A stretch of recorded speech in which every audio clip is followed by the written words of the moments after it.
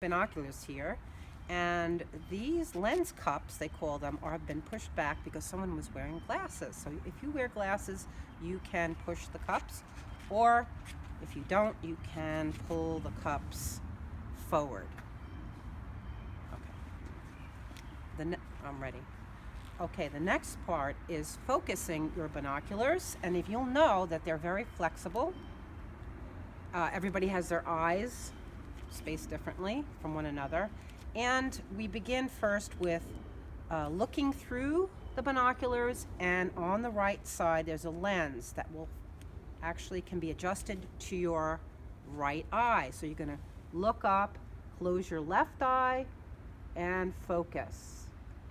Okay, and now if you can't get it quite in focus, you can go to the center here, and that will do the fine tuning. So I focus with the right and then fine tune it in the middle, and wow, yeah, there we go. So, and then you can leave the setting. You can wear them around your neck, obviously, and if you have a bird guide, always take a bird guide to start. You can get it online, you can get binoculars online. And anything else? Is there something you think we might see? Yeah, something. Well, we might see some cardinals at this time, blue jays, the warblers, the tiny birds that come in during the first week of May from Central and South America. Those are great little birds to watch. They're very challenging because they jump around quite a bit. And also, when the days get hotter, you want to keep bug spray away from your lenses. It's very caustic to your lens.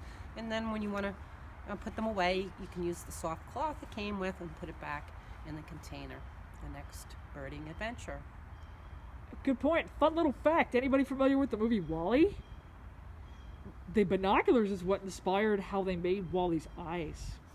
So next time you look at that movie, look at WALL-E's face, and you'll see some binocular inspiration. Okay. All right. Any other tips? Well, I guess bird of prey, eagle or hawk, they can see a mile away, like zoom right in. What would be a good time of year to see those? In the fall migration. They're generally more active in the fall. Lots of great stuff to look forward to, and hopefully we got a lot of time to practice between now and then. Yes, please do. It's fun. So if you have a pair of old binoculars in your house, this is a good time to dust them off and learn how to use them better, and look for backyard or neighborhood birds. And by the time the fall comes, hopefully we'll be out and about, and we'll be really good at knowing our birds. Right, and it's a fun hobby. And don't give up. All right, great. Thank you, Nancy. All right.